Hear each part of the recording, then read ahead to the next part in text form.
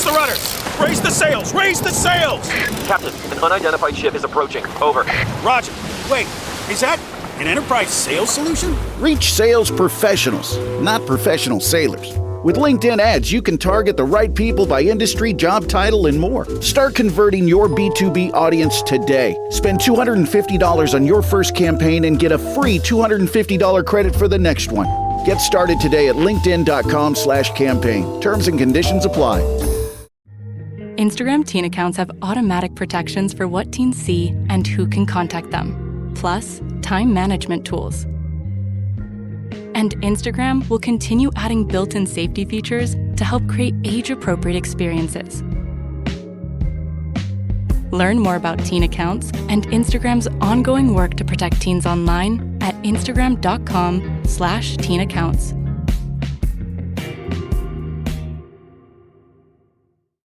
Every sip of Coca-Cola brings you closer to the excitement of the FIFA World Cup 26.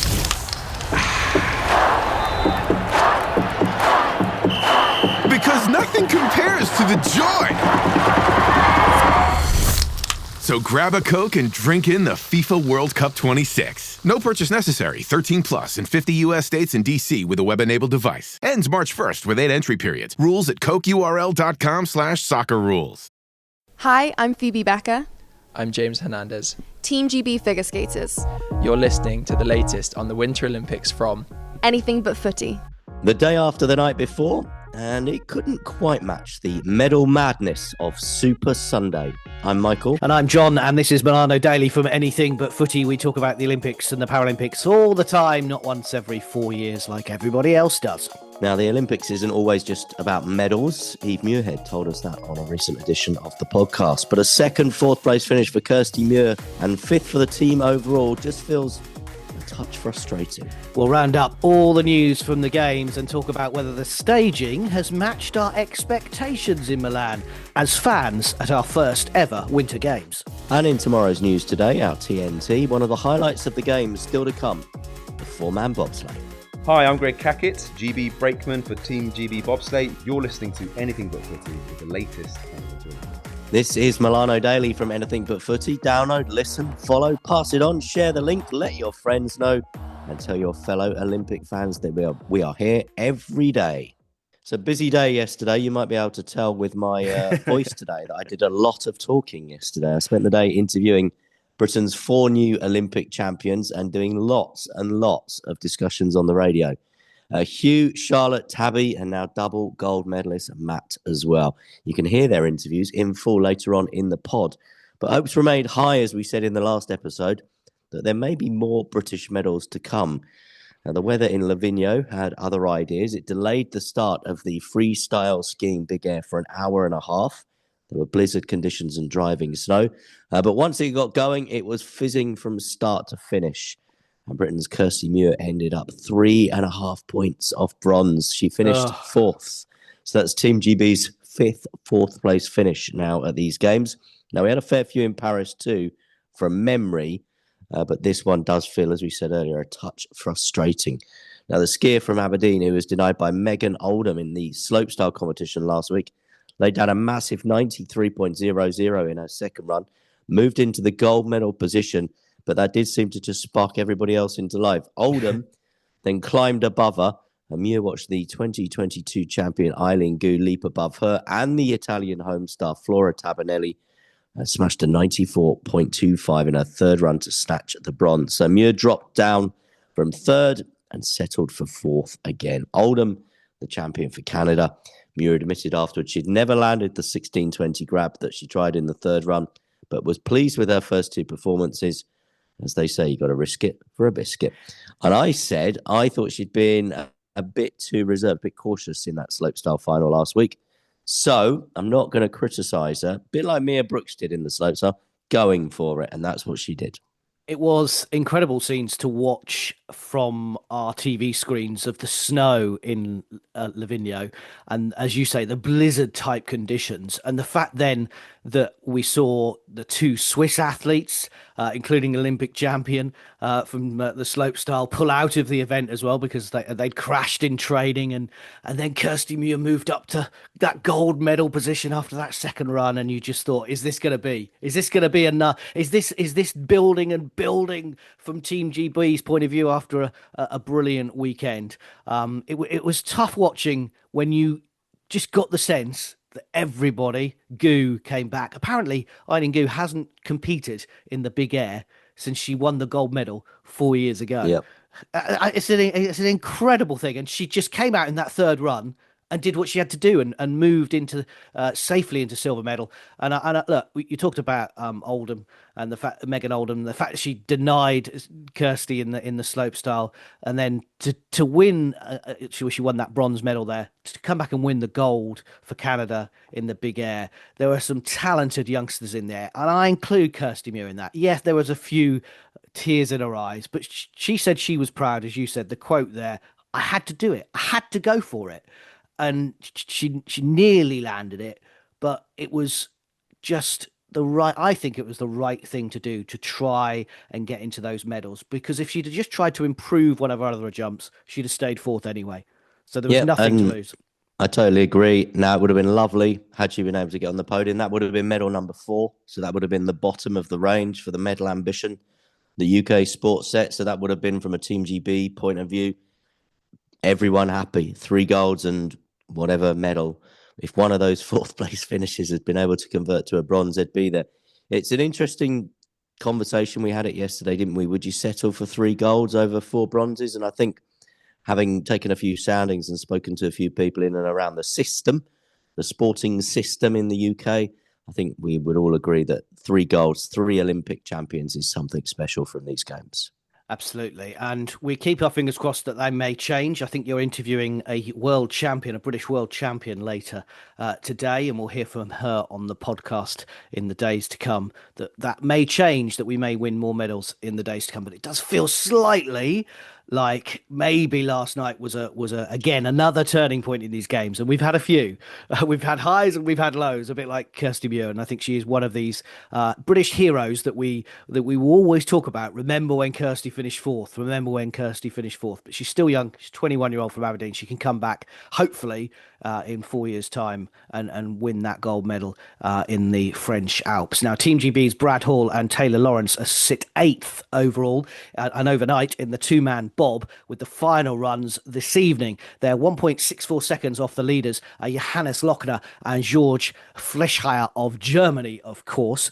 And after a superb third run, Team GB's Adele Nicol moved up to 11th in the women's mono bob on a very fast, icy track in Cortina, before a fourth run was more than a 60 seconds slower.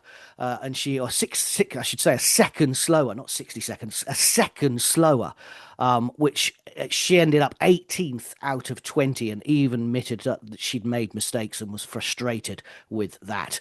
But she, of course, as Michael says, go in the 2-woman bob in the days to come. But America's Alana Mayer-Taylor finally won gold in her 6th games, upgrading her silver in Beijing, beating the German world champion in the process, Laura Nolte.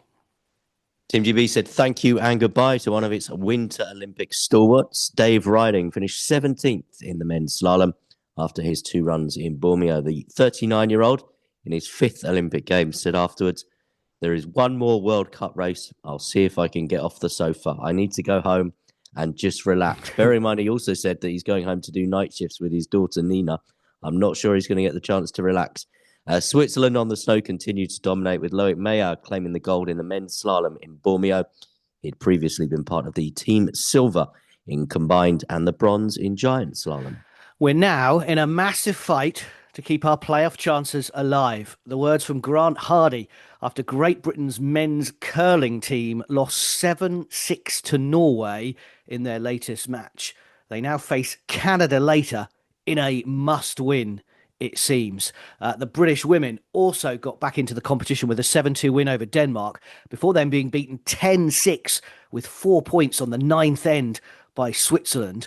It means that they have to win the next 3 if they stand any chance of getting into the knockout stages. And they play USA, Japan, and Italy over the next few days. But a huge match today for Great Britain's men's, who we hoped would win a medal, at least, Michael, against Canada. And it's nice to actually be talking about the curling and not talking about when you're releasing the stone over the hog line and giving it a bit of a push with your finger and swearing at your competitors, which is what a lot of people have been talking about here. Who knew that the sport you get into for 2 weeks every 4 years would prove so controversial in Cortina? But there you go. It was the final of the pairs in the figure skating and the free skate. 5-time British champions Anastasia Vipin-Law and Luke Digby ended up with an overall season's best. Can't ask more than that. 179.06 in the free. Something to be proud of, but they also admitted they were a bit disappointed with their score, and they're finishing place 15th out of 16th after both made mistakes. Bit of a shame. I think they deserved a little bit more overall. Yeah, I think they did, from seeing them in person and then seeing them again on the TV. But Japan's double world champion pair of Riko Mura and Riichi Chiari wowed the judges. A standing ovation from the arena in Milan. They produced a world record score of 158.13 for the free dance to record a season's best 231.24. And they moved from 5th in the short programme to 1st overall in the pairs. They are the Olympic champions, adding to their world titles, and they absolutely blew the opposition away, including the overnight leaders, Germany's Maneva Fabian Haas and Nikita Volodin, who finished in bronze behind the European champions of Georgia. Other news from the games in short track speed skating, the orange wave of Dutch fans continues here in Milan. And everywhere, in fact. So are their medalists. Zandra Versboer added the women's 1,000 metres to the 500 metres that she won earlier on in the games. Team GB's Niall Tracy, who will leave these games having been an Olympic finalist, failed to qualify, though, in the men's quarters of the 500 metres, finishing 4th in his heat. In the women's ice hockey, the USA thrashed Sweden, only the 3rd team to ever reached a final in this competition, winning 5-0 in the first semi-final. They now face... Yes, Canada. Of course they face Canada in the final. They beat Switzerland, but it was a closer match, 2-1. And it got me thinking, Michael, just a little bit. I appreciate the drive to equality, the aim to have 50-50 male-female in these winter games. But women's ice hockey came into the Olympic Games in 1998. And we saw Canada at the weekend in the quarterfinal. Germany were never in it. This is the quarterfinal. They were never in the match at all, and they finally scored in the 3rd period. Now Sweden have totally outplayed by the USA, and they actually, of course, the USA have thrashed Canada already in the group stages. So it just seems a bit weird that it's the same finalists every 4 years. It's not the boat race. It's not Cambridge versus Oxford. It shouldn't be USA versus Canada. Where is this sport getting better, and where is the relevance to it to the rest of the world apart from USA at the moment, because even they look a class above Canada? And it's interesting to build on that as well. There's a little bit of chatter now about the 2 ice hockey venues and how a lot of the men's matches are taking place in the all-new, all-singing, all-dancing Santa Giulia Arena. But a lot of the women's matches are taking place in a venue that resembles more your local municipal leisure centre. And again, if the IOC are pushing for that equality, then where is it there in terms of the venues that the men get the big shiny new venue and the women don't? Now, they will say it's because the men can sell the tickets and the women's game don't, because there's so many dead rubbers in that. But again, it's just one of those little things that just builds that argument that it's not quite a level playing field. Absolutely. A couple of other thoughts as well. Having been in Milan, of course, in this 2nd week and been to several events, I actually haven't seen a mascot. Lucky you. In person. Lucky you. I know you can't buy them either, but I haven't seen Tina or Milo at all. And for photos, for high fives, for that kind of thing. And you think in Paris when we were buzzing around, you couldn't move for Frege. He'd be up there, we'd be having his selfies all the time. I literally haven't seen either of them. I've seen them everywhere. I've seen inflatable versions. I've seen walking versions. But not the actual dressed, sorry to disappoint everyone, the dressed up people. Look, that's my experience, having been to several events in Milan, and my son, 9-year-old, met Phoebe and James. That's been the highlight. Milo and Tina, not having any of it. But I have seen them. I have seen people walking around as the mascots in in several events. So Okay. I just think you've been unlucky. Maybe Or a bit lucky. unlucky. Or lucky. Yeah, I haven't had my selfie, so I'm feeling a bit disappointed. And I also wondered about the staging of it. Look, this is my first Winter Games, so maybe they're always like this. But in Paris, there felt like there was a French flavour to it. So every event, every sport still had the French flavour. It had that opening start to a sports session, which was like the theatre opening in Paris that they made such a big thing. The crowd, at some point during the event, they would always sing Champs-Élysées, as in it would come over on the tannoy, whether that was athletics, handball, beach volleyball, or whatever. For me, I don't think these games have a feel of Italy at all. Yeah, and a few people that have said to me that they're based in Milan for the game said it doesn't feel like they're in an Olympic city. And I think we've touched on that as well. I certainly felt that the first weekend. And I felt that when I was out and about in Milan on Sunday afternoon, Sunday evening, because it was the weekend and it did feel like there was that kind of, to use the cliche, party, carnival atmosphere in the city. But I think when you get into sort of, as I've said before, the Monday morning, it's just a busy city where people are trying to get to work and go about their stuff. And it doesn't feel like that. Now, Cortina felt very different. And I think those people that have maybe been out in Cortina or out in Livigno will probably have more of that Olympic feel than the people that have been in Milan. But as we discussed before, you just simply couldn't stage the entire games out in a mountain resort anymore. I have been impressed by, as you mentioned, the Dutch wave, how many Dutch fans there are. They're all in orange. Also, the USA and Canadians. I mean, I've been to figure skating and ice skating in Milan. And as you say, Milan is staging the ice kind of competition. So you are going to see more of those supporters there. But it is incredible how many Canadians and USA fans are over in Milan and part of it. So part of the hotel, it did feel, for me, it felt like an Olympic city. I'm just not sure it had that Italian je ne sais quoi, if you like, which I thought Paris did incredibly well. During the sports session, for me, it was like going to I could have been at any ice hockey match when we saw Canada versus Germany anywhere in the world. Yes, there were the Olympic rings, and I know that changes everything, but there wasn't that Italian feeling. That's just there wasn't any pizza either.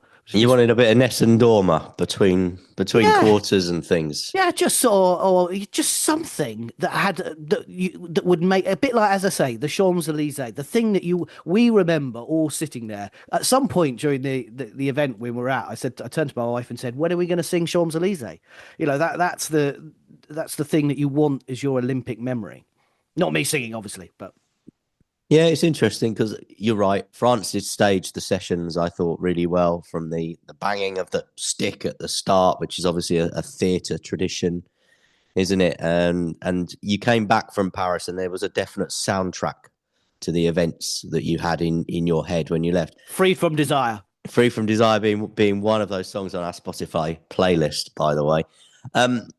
But everyone here said that Italy nailed the opening ceremony, whereas people felt that Paris didn't. Yeah. And yet you're saying you feel Paris has nailed the presentation of the individual sports sessions and Italy hasn't. So maybe they need to get together for the French Alps or LA and try and work on making sure they get both of them right. And let's look at the medal table. Norway still top of the pile, 28 in total, 12 golds. Italy, 8 golds, 23 medals. USA, 6 golds and 19 medals. And the Netherlands now up to 4th, 6 golds, 12 medals. Speed skating, of course, being their big thing. Great Britain unchanged in 12th place. So 3 golds, 3 medals in total. This is Milano Daily from Anything But Footy. Tomorrow's news today for Team GB and our other news from the games coming up. Hi, it's Niall Tracy here, Team GB short track speed skater. You are listening to the Olympics with Anything But Footy. The world moves fast. Your workday, even faster. Pitching products, drafting reports, analyzing data. Microsoft 365 Copilot is your AI assistant for work. Built into Word, Excel, PowerPoint, and other Microsoft 365 apps you use. Helping you quickly write, analyze, create, and summarize. So you can cut through clutter and clear a path to your best work. Learn more at Microsoft.com/M365 Copilot. You're listening to Milano Daily from Anything But Footy. Time for TNT, tomorrow's news today. Now, the official training runs take place in the men's 4-man bobsleigh. The silver medal in the first ever Winter Games in 1924, never been bettered by Team GB.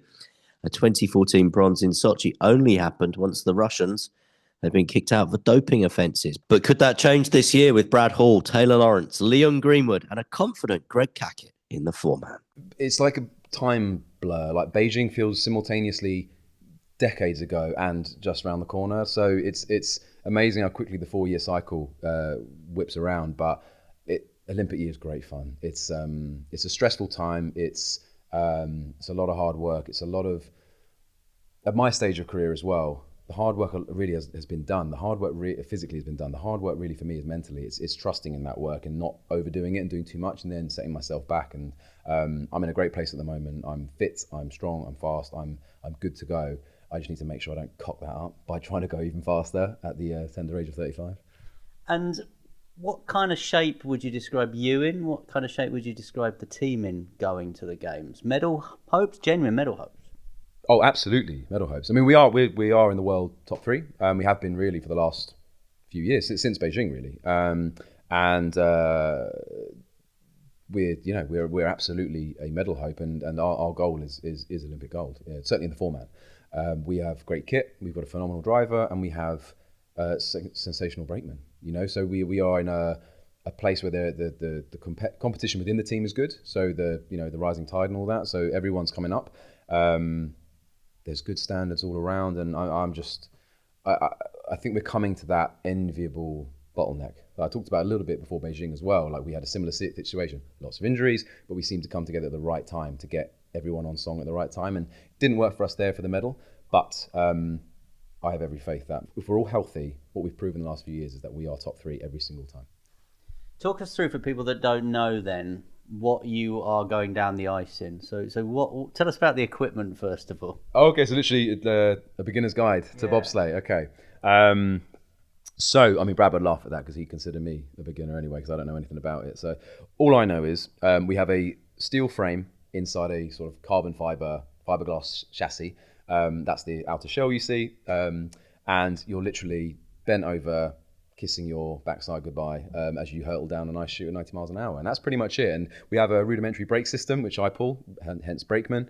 And that brings the chaos to a close. Brad has two D-rings, two D-shaped rings of metal attached to bungees, which go through a mechanism down to the front runners, which are the two steel blades. You might think ice skates. There's obviously 4 of those, but the 2 front runners, Brad then steers. And that's pretty much it. The sled's articulated as well, but that might be difficult to picture as on a radio show. But it's essentially a carbon fiber shell around a steel frame with a brake, some rudimentary steering. It's such a pure form of sport. It's relatively simple engineering. It's powered by humans and it's accelerated by gravity. It's a wonderful racing sport, and the reaction time you need as a driver, the racing lines, and the bravery of the brakeman, the speed, the power, like the training we do is doing all the power movements, which are what our job is. So brakeman is about the start, giving our pilots the velocity to go and win. I mean, there's obviously the 2-man, the 4-man. So what are the roles within those two? So 2-man and 4-man, you've got 2-man is simply pilot and 1 brakeman, shorter sled. 4-man is long bob, so that's the longer sled. 1 pilot, 3 brakemen. So, and then in the 4-man, the configuration is slightly different because you've got to get 4 guys in. So Brad pushes on his handle, which is a pilot handle that comes out to the left. Has a little mechanism as he jumps in. He presses a button and the handle drops in. The 2 side guys, you have a left and a right, and then myself normally on the back. And we all shunt the sled off together. You might hear in races, you hear a call, which is back, good, and which just sounds like nonsense if you don't know what you're listening for, but it's about synchronizing the crew, so we're not all hitting it at random times. And then as we load, and it's the load is the skill part in the 4-man, so it's left guy loads in, follows the pilot's load, 3rd guy loads in, 4th guy goes in through the back, everyone down, handles in, and then you're straight as an arrow down the track. What can you tell us about the track and the format of the Olympic Games then? So the format is essentially for the World Cup season, when we're going race to race, accruing all our points ahead of either a World Championships or an Olympic Games at the end of the season. That's what we're all building towards. World Cups are 2 heat races. So you'll have a 2-man on the Saturday, 4-man on the Sunday. You do 1 heat, gives you a ranking, then they reverse the order, 20th to 1st, and then the second heat is then up for grabs, everyone's trying to win. in a major championship, so when you get to the Worlds or the Olympics, the format changes slightly in that it's not 2-man Saturday, 4-man Sunday. You have the whole weekend. So you have the 2-man weekend, which will be 4 heats, and then you have a 4-man weekend, which again is 4 heats. So a lot more can go wrong. You're competing over 2 days.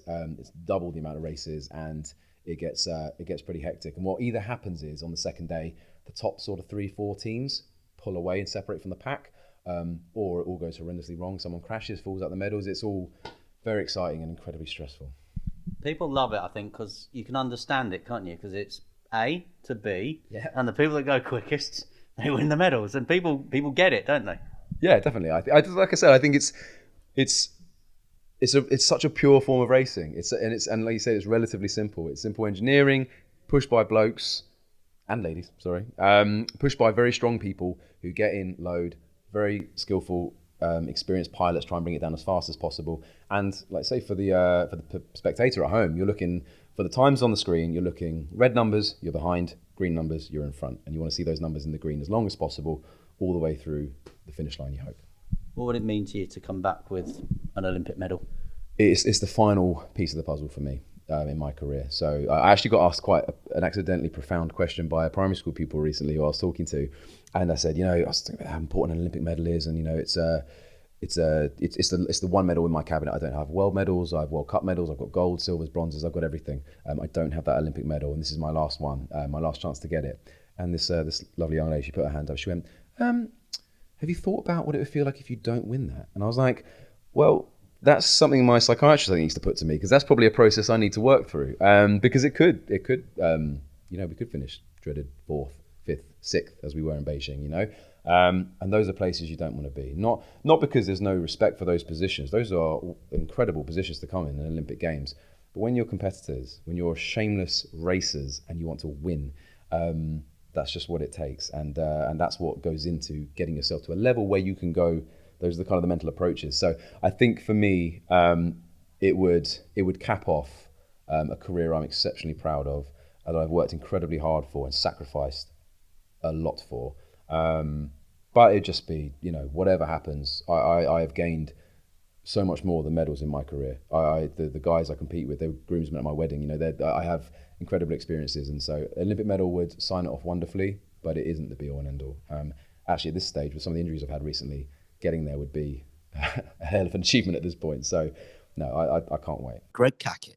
Now, I mentioned that 2014 Team GB bronze medal. Part of that foursome was Joel Fearon, who's now here in the Jamaican bobsleigh team. Feel the rhythm, feeling very Olympic today and all of that. Adele Nichol and Ashley Nelson, meanwhile, in official training for the 2 women bob. We will hear from Ashley later on this week. Also in tomorrow's news today, the men's quarterfinals of the ice hockey will be happening. Michael mentioning that a bit earlier on. As predicted, USA, Canada, Finland and Slovakia have all qualified automatically. From a men's point of view, is the men's game any different from the women that I was talking about earlier? And it's the last round robin matches, hopefully. Well, it is for Great Britain, but hopefully not in the games. In the men's curling, Bruce Mouat's team will be up against the USA tomorrow, but they have to win against Canada today. And we can't let this episode pass without hearing from our Team GB Winter Hero gold medalists. 2 gold medals on a Super Sunday. 1 in the mixed snowboard cross and 1 in the mixed skeleton. And I've been speaking to all 4 Olympic champions to reflect on their winning weekend for them and Team GB.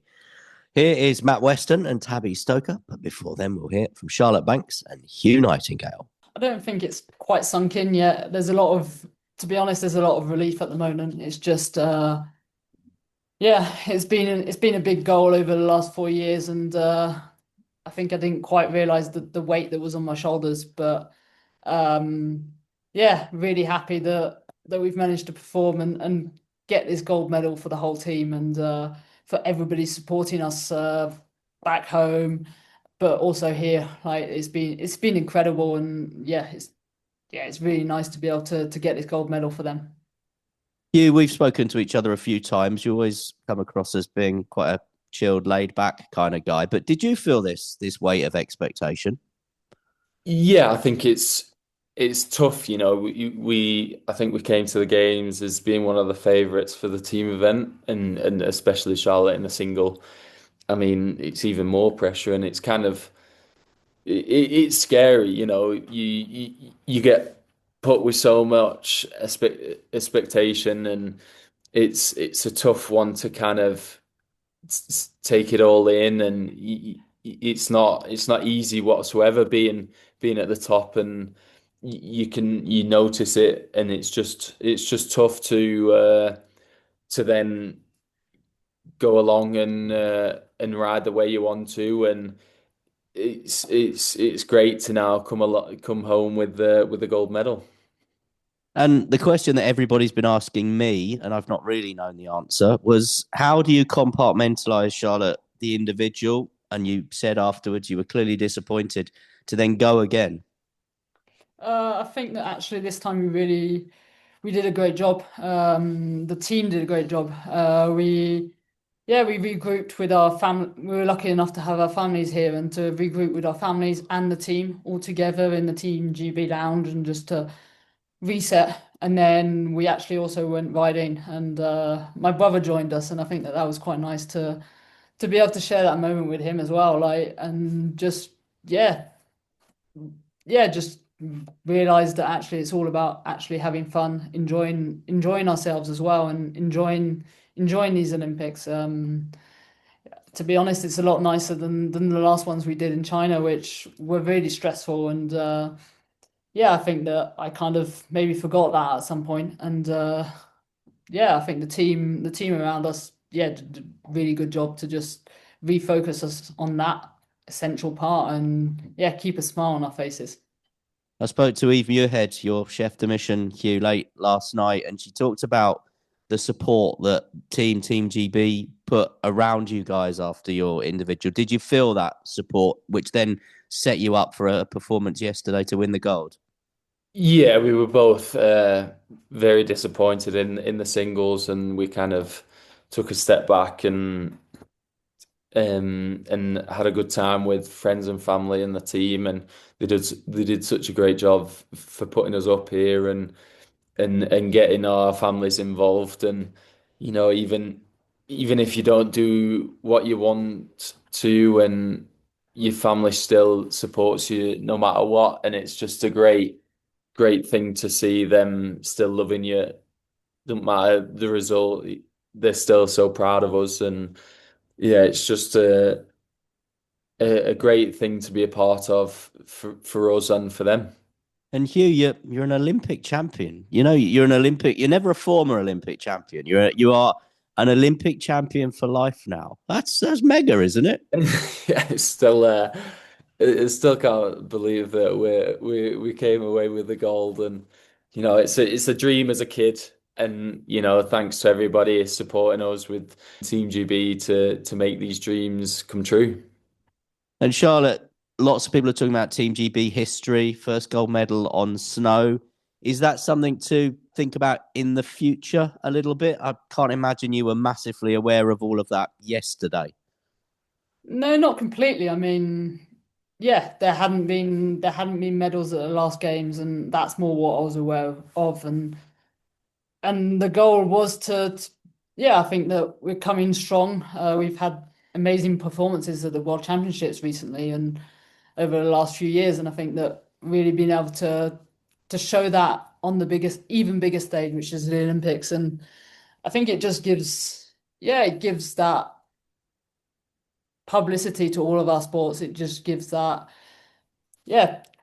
hopefully also brings more people into our sports and creates maybe a pathway for more people to get involved and enjoy it, is the answer. And just finally, before we wrap up, I was listening to your press conference last night. Charlotte, you said you didn't think you'd be able to keep up with Hugh, but how did you celebrate? No, I didn't keep up with him, but had a good time, and just enjoyed it, soaked it up. How big a night did you have, Hugh? Yeah, it was a good one. You know, I love a good night out, sadly. But it was a special evening to spend that night with friends and family. It was just a great atmosphere, and it's not just our gold medal, it's not just mine and Charlotte's gold medal, it's the whole team's, and it's great to see everybody in a good mood, and we kind of wish that everybody can feel the same as we did. But you know, we just had a good time last night. I just feel so proud of the team, of myself, of Matt, of everybody who's given for this moment. Matt, how do you just reflect on what's been an just unbelievable 48 hours in your life? Yeah, it's to be honest, it's been a bit of a whirlwind, and I've tried to keep my head focused. And like I said to you the other day, I almost couldn't let myself celebrate the individual until after I'd done the team race. I wanted to make sure I was in the best condition for that, best condition to be racing with Tabby. So yeah, I was. It's still been pretty crazy, and I don't think that the first medal hasn't settled in, let alone the second. Did you know what Tabby had done in her run and therefore what you had to do, or do you just keep away from all of that? Yeah, I deliberately keep away from it. At the start, at the top of the track, I kind of put my helmet just low enough that I can't see the times, I can't see anything like that. I'm just kind of trying to keep a blank headspace. I just know what I need to do down the track, and all I can do is my best going down it. So that's kind of what I focused on, and luckily we both did a good enough job that we could come home with the gold. A good enough job, a history-making job. What was going through your mind, Tabby? Because obviously you guys, because of the seedings, were going last. How do you keep yourself kind of in the zone while everyone else is in action? Yeah, well, to be honest, we're pretty practiced with the team race, and our coaching staff does a really good job of making sure we're prepared to switch off once we get to the track and we've done parts of May with our sleds. We lots of people will have a nap. I was sewing my bib, sat chatting, and then when it's time to warm up, that kind of 40 minutes before you're going out, I do some reaction drills with one of my coaches to make sure I'm sharp and switched on, and then just go through the motions. It's not about rewriting the script or changing anything that you've not done previously. It's just about kind of going through the motions and relying on all that preparation that you've put in up to this point. And yeah, I think that just aids the nerves and keeping everything calm, ready to go out to the block. And did you wake up yesterday realising or knowing that you had a really good chance of winning the gold, because obviously you were competing alongside a gold medalist and you'd done very well in your individual event as well? Yeah, I mean, it was an honour to get to compete with Matt, and he was the Olympic champion going into the team race. But also we have a great track record of team races together, with world champs getting silver medals. So I thought it was about time we got the gold. This is my first team race win. I've never won a team race before. Tabby's won quite a few. With Marcus. Yeah, I've never won one, so this was my debut win in a team race. Wow, Matt, congrats! Thank you. You picked a good one to choose. How aware were you yesterday, and how aware have you been, Matt, this morning? All the different little pieces of history that you guys, Team GB, you as an individual, you and Tabby have put together over the last day or so. To be honest, it's been a bit of a whirlwind. I haven't actually had time to sit down and think about kind of what we've done, what the team have done, and what we've been able to achieve. I'm still kind of floating on on cloud nine at the moment, so I think I'll give myself a few days to come down and make that realization. But yeah, at the moment we're just living in the moment, I think. Yeah, I don't know if it's sunk in yet. Matt Weston and Tabby Stoker, Charlotte Banks and Hugh Nightingale. So remember, we are here every day during the games with Milano Daily. We'll have Team GB results, reactions, news from the games, and TNT, tomorrow's news today, plus all the big interviews as well. You can keep up to date with what is happening in Milan Cortina across social media. Give Anything But Footy a follow. We've mentioned the Spotify Olympics playlist. You can give that a listen as well. This is Milano Daily from Anything But Footy. Hi, I'm Ashley Nelson, and you're listening to Anything But Footy with the latest on the Winter Olympics.